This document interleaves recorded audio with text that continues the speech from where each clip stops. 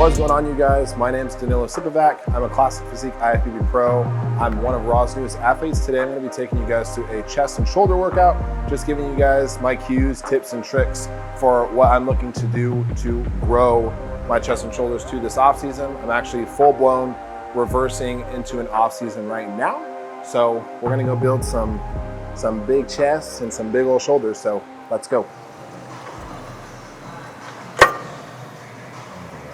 If I do any kind of stretching, it's more dynamic movements, just because you don't want to stretch too much before training because you could injure yourself that way. And honestly, I don't necessarily do stretching movements. I just will do super light warm-up sets of whatever movement I'm doing just to get the muscle warm and just to help get blood flow in the area. So like right now we're starting out with these seated cable flies. I'll do a couple working sets here, but I'm gonna do quite a few warm-up sets just to get blood moving in my chest and my shoulders in that area, just so that there's blood flow. We're not going straight into working sets like right off the rip. And then usually once we're a couple movements into the workout, I'm already pretty warm, so I'll do like a little warm-up feeder set and I'm good to go straight into my top set. So stretching wise, you can stretch, but it should be more dynamic stuff where it's, you know, like a 5 to 10 second max stretch. Like if you're holding your arm back here, to stretch out your pec a little bit. You see people doing too much of that where they're almost overstretching, and that's when you're like gonna have risk of injury more so. So I just say do extra warm-up sets, move some blood around more, and it'll be good to go. Alrighty, so with this movement, what we're doing is we're just doing a seated cable fly. You guys can do pec deck flies, you can do dumbbell flies. I prefer doing this setup on the cable. It feels the best to me. I like the resistance profile of the cables. With this, try to get the setup as close as you can each time. So what I like to do is I have the bench set at 75 degrees. It's not a full straight 90 degree. We're sitting a little bit back. But as far as the distance goes with my arms, I like to have it to where the cable stack is still sitting on the ground. I'm able to grab the handles, but when I'm actually performing the movement, you guys can see I'm in a fully lengthened stretch position and the cable stack isn't touching, it's completely off. When I come back to drop the weight, it's right there and I'm not having to stretch one side over. And again, it's just injury prevention, setting yourself up to make sure you're in the safest, most possible position during the movement, but you can also execute it properly too. So we're gonna do another warm-up set just to move some more blood around, and then we'll start to move into our working set next.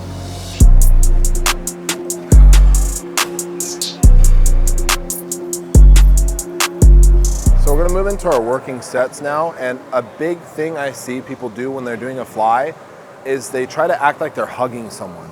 Now when you do this and you bring your arms forward like you're gonna hug someone and wrap your arms around them, you're using more of your delt more so than your pec. So something that I like to say is to bring your elbows together, which you can see with my chest. I'm going here to hug someone. You guys don't really see my chest move, versus I'm here and I bring my elbows together. You can see there's a much better contraction as far as your pecs go. So just remember that during the movement. Keep a slight bend in your elbow, but elbows together at the top, and you're just gonna feel it a lot more in your chest.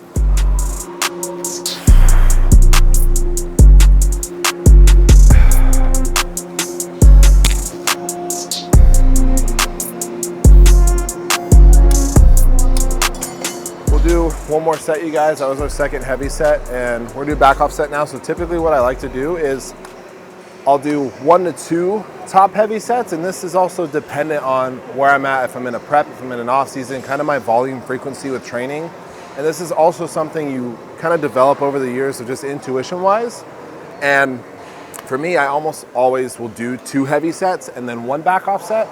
But if I'm super fatigued and I get to a movement, I'll just do 1 heavy set on that and then a back off set, just so I'm not doing too much volume. But again, this is something that you kind of have to play with your body and see what's too much volume, what's not enough, and then you'll kind of find that happy medium to where you're able to recover enough from the training, but it's not putting you over the edge to where it's too much volume, but you also don't want to be doing too little either. So usually safe bet is go with a heavy set and a back off set, but if you can push that second heavy set to add that third one in there with the back off, it's perfect.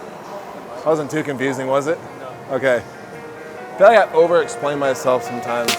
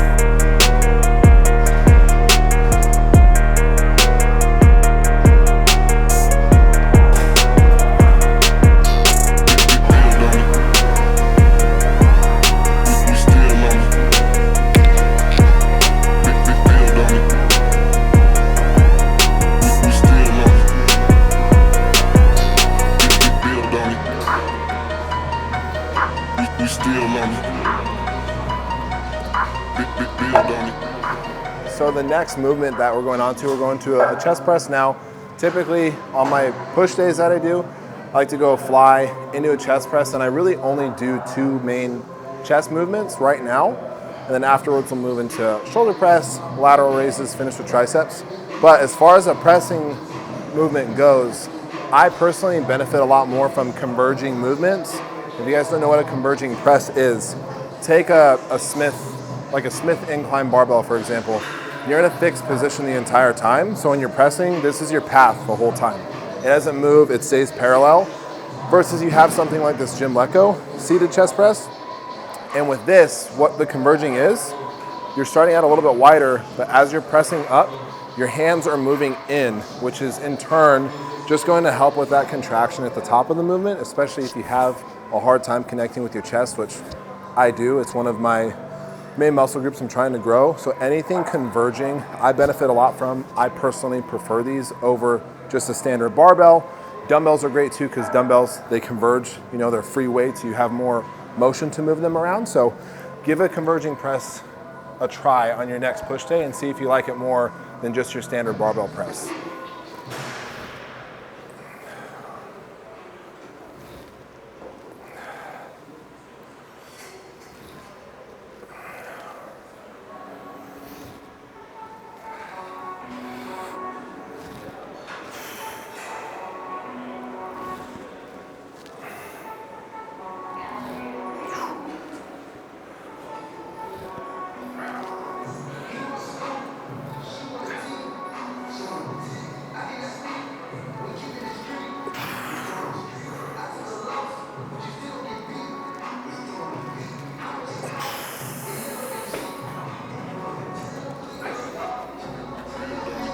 Too. They have them in the bagels and the English muffins.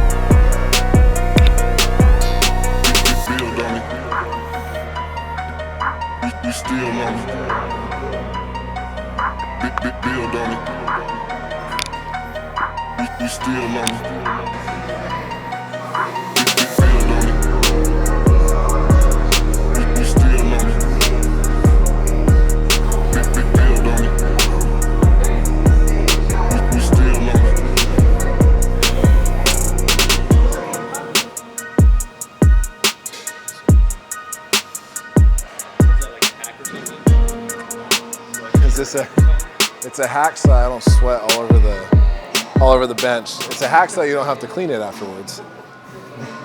Don't be the sweaty, smelly guy in the gym. He's just dripping sweat and he just stinks no matter what he does. Don't be that guy.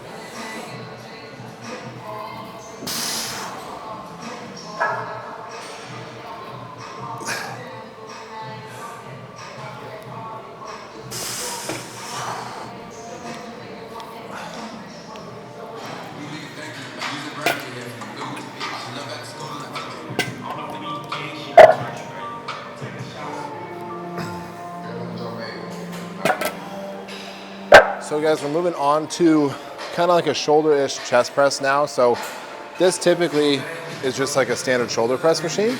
But what I like to do, you getting into music, huh? Luke's just dancing behind the camera. So for this one, actually Eddie, if you guys see him, Quality Muscle, he trains here at Raw and Revive. He showed me a little hack on here to hit this very top part of your chest, which is very hard to target, but also moving into your delts a little bit too. So instead of us just sitting on it like a regular shoulder press, like this for delts, we're gonna scooch our butt forward a bit, not too much off, just a couple inches forward. And we're just gonna inflate our chest up, push our chest up. So when we're pressing upwards, we're gonna get that very top upper shelf, but it's still gonna go into delts. So it's like a half chest press, half shoulder, half chest press, half shoulder press variation. And this has honestly been my favorite way just for targeting mainly this upper shelf here. So we're gonna do our first heavy set, see how we feel after that, and we'll move into our next one.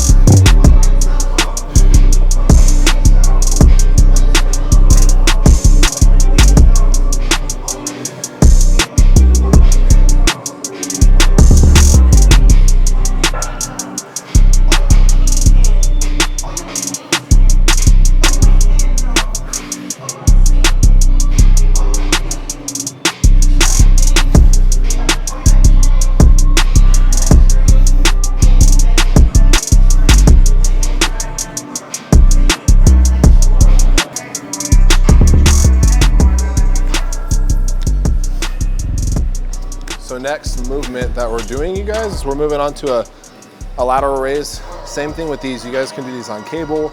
You can do dumbbell standing, dumbbell seated. You can do standing machine, seated machine. There's so many variations to do. I personally have just moved into the standing machine lately. That's what I like to do. My main cue for these, because I see a lot of people that do lateral raises and you can see it, they feel it in their traps a lot. You see them not working their actual medial delt. I like to think that there's a string wrapped around my wrist and that string is just pulling my wrist up. This way you're gonna be leading with your medial delt, your side delt the entire time, and it's gonna take away from you using your traps as well. Here we're gonna do about 3 sets. We just did a quick warm-up set, so we'll do 3 working sets here, and then we'll go finish off on triceps afterwards.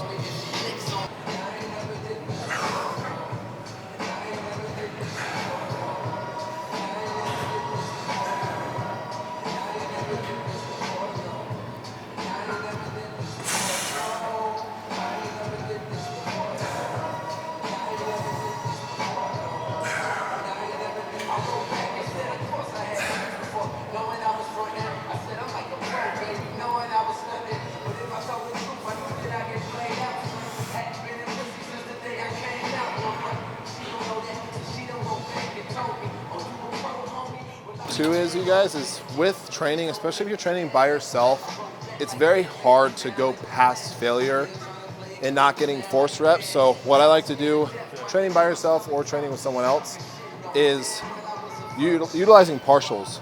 So partials is something where when you can't get a full rep, you do a partial rep. So you guys see me, I'm doing lateral raises, I'm doing them until I can't get a full rep, and I'm just doing partials at the bottom. Still in that lengthened position, I'm doing as many as I can until I completely burn out. That's true failure. A lot of people don't really train until true failure. And especially when you're training by yourself, start utilizing partials, because so you do 10 full reps versus you'd stop there, you could have gotten 5 to 10 partials, which is just gonna benefit you long-term, especially for hypertrophy, if you're trying to build muscle. So use partials in your training if you guys haven't already.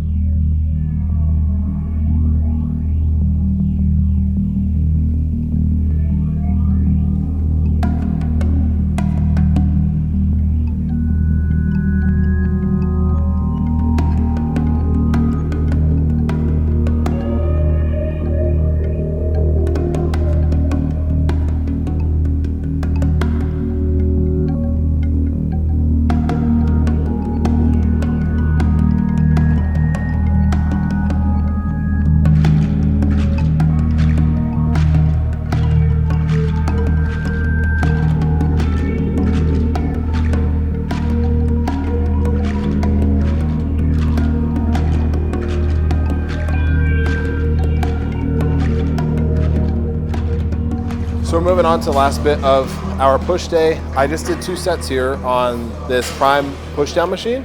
We have 1 set left, and then we're gonna move into our final movement, which is going to be a cable crossbody extension, but I'm also gonna show you guys a different variation to where it'll be crossbody, but then we'll flip it around and come over to kind of a press down over the head. So we'll do 1 more set here, and then we'll move into our last portion.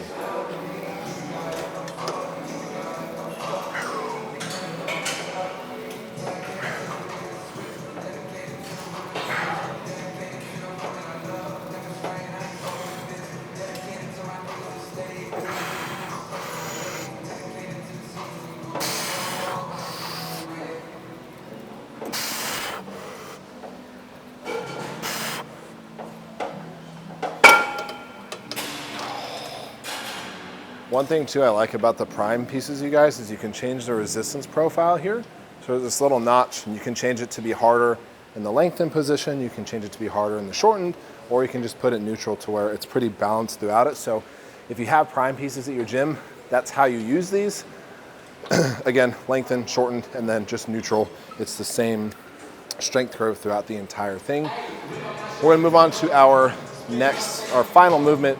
But just to kind of touch too on with me competing, I was talking about this in the beginning of the video a little bit, is that I was supposed to compete in 4 weeks and do my pro debut, but I really want to touch on the fact that a lot of people and a lot of new and young competitors too, they put too much pressure on themselves to step on stage as soon as they can. And for me too, I felt that a lot. And it's a little disappointing not doing my pro debut in 4 weeks, but I knew I wasn't gonna be at 100% going up there, and you only get 1 pro debut, but just competing alone too, don't put this external pressure on yourself thinking everyone cares, like you're gonna disappoint a lot of people. You're just putting that pressure on yourself for no reason. And your physique for your stage is built in the off season. Like for those of you that are competing, you guys are not in first call outs, you're not placing well. There's a reason why. You guys need to take a long off season. Enjoy it, enjoy the whole process, enjoy the off season, enjoy the preps. It's not about just stepping on stage, but it's the entire journey behind it.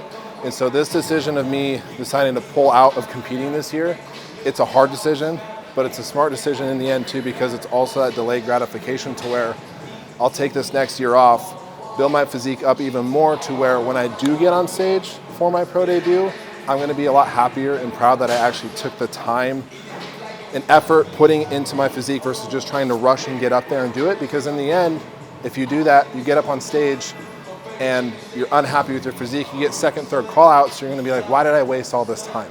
So if you're in that kind of position, putting that pressure on yourself to compete, and even if you know you're not ready for it, make that decision, go into an off season, train hard, eat a bunch of good food, enjoy time with friends and family.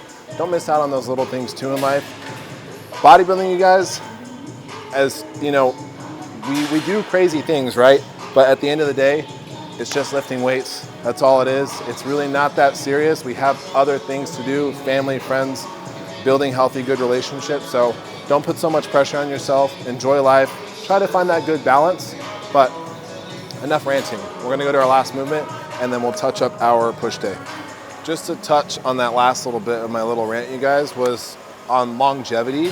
For longevity in this sport especially too, you see a bunch of guys that are on it 24/7 year round. That's not a bad thing by any means, but if you're really wanting to progress in the sport long term, stay in it for a while, in your off season, you guys, enjoy food with your friends and family. Like, go out, have a cheat meal. You're not supposed to be stage lean and shredded year round. Like, you guys see me right now, sure, I'm leaner, but you guys will see my physique change as, you know, time goes on. When I'm deep off season, yeah, lines are gonna go away. You're gonna get a little bit softer. That doesn't mean you have to get completely fat and sloppy, but you're not going to be shredded in your off season. That's not how it should be. You wanna be optimizing your sleep. You want your training to feel good. You wanna be able to be in a good surplus so that when prep does come around, you're not pulling from a low amount of food to start. You have high food to start from. Your sleep's in a good position. So then when you're getting towards the end of prep, again, every prep's different, but you know, by that 4-week out mark, that's when you really start to feel it hit you pretty heavy. But for longevity purposes, you guys, just enjoy your off season. Again, don't get fat, don't be dumb, but enjoy time with your friends and family. Enjoy the food out. Be smart about it, make smart decisions still, but don't be so focused on, oh, I have to bring my meal with me. If I don't bring my meal, I'm gonna lose muscle, I'm gonna lose gains. No, don't be that person at the Thanksgiving table, at Christmas with your meal prep.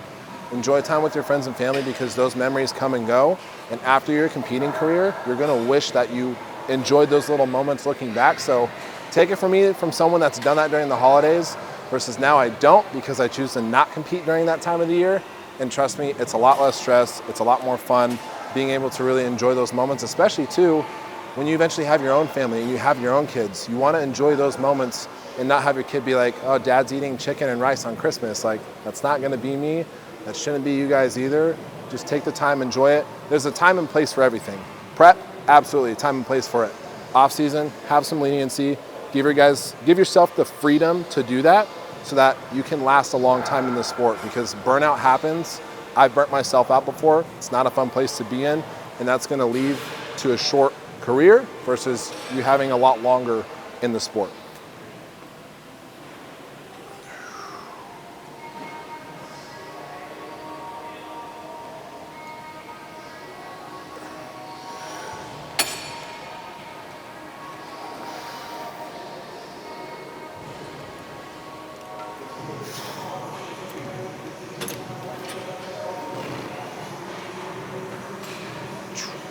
Alrighty, you guys, that was my chest and shoulder tricep day. It was my push day. I hope you guys learned a few things in there. Comment down below too if you guys want to see any specific workouts from me, certain movements you guys want me to go over too. I always enjoy doing this kind of educational side of things, but post-workout, I like to get in my protein pretty much right afterwards, and I like to have this just on the drive home as well. This is our RTD protein shake. It is an Inform Sports and an Inform Protein, and not a lot of other companies have this. So it's just a more extensive testing for flavor, ingredients, the formula. It's 30 grams of protein here. It's 160 calories. This is the chocolate milkshake. Brand new one. Pop the top off. And we'll sip on this on our ride home. So good. It's a super easy and convenient way for you to get your protein in post-workout too, instead of having your shaker, having to put the powder in, shake it up. These are already ready to go. A bunch of different flavors: salted caramel, vanilla milkshake, strawberry, chocolate milkshake, which is one of my favorite flavors. So again, thank you guys for watching. Comment, like, subscribe, do all the things. I appreciate you guys a ton, and we'll be seeing you in the next video.